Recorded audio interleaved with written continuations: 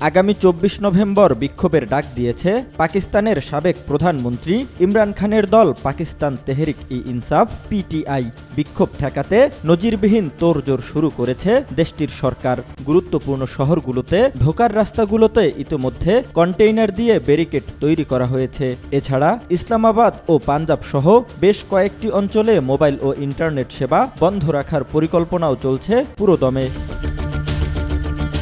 বিক্ষোভ ঠেকাতে বিপুল সংখ্যক পুলিশ সদস্য ও এলিট ফোর্স মোতায়েন থাকবে। কোনো অবস্থাতেই কাউকে বিক্ষোভ করার অনুমতি দেওয়া হবে না। পুলিশ সূত্র জানিয়েছে ৫০টি প্রবেশ পথে পণ্যবাহী কন্টেইনার, ব্লেডযুক্ত তার ও কাঁটাতার দিয়ে রাস্তা বন্ধ করে দেওয়া হবে। এমনকি বিক্ষোভের আগে বন্ধ হয়ে যেতে পারে মোবাইল ইন্টারনেট সেবা। পাওয়া যাচ্ছে এমন খবরও, ইসলামাবাদ ও পাঞ্জাব সহ বেশ কয়েকটি অঞ্চলে মোবাইল ও ইন্টারনেট সেবা বন্ধ রাখার পরিকল্পনাও চলছে পুরোদমে। শুক্রবার সকাল থেকে পাকিস্তানের গুরুত্বপূর্ণ শহরগুলোতে কমিয়ে দেওয়া হয়েছে ইন্টারনেটের গতি।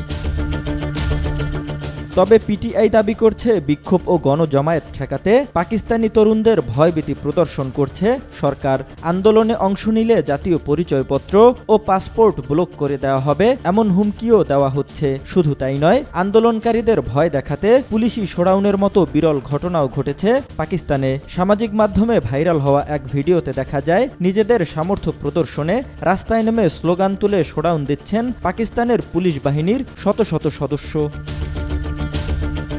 তেহরিকে ইনসাফের ডাকা এই আন্দোলনকে ঘিরে গোটা পাকিস্তানেই এখন বিরাজ করছে থমথমে এক পরিস্থিতি। ইমরান খান মুক্ত না হওয়া পর্যন্ত সরকারের সাথে কোনো আলোচনায় বসতেও রাজি নয় ইমরান খানের দল। ফলে এই চূড়ান্ত বিক্ষোভের ডাক আখেরে কতটুকু সফলতা পায় সেটাই এখন দেখার বিষয়।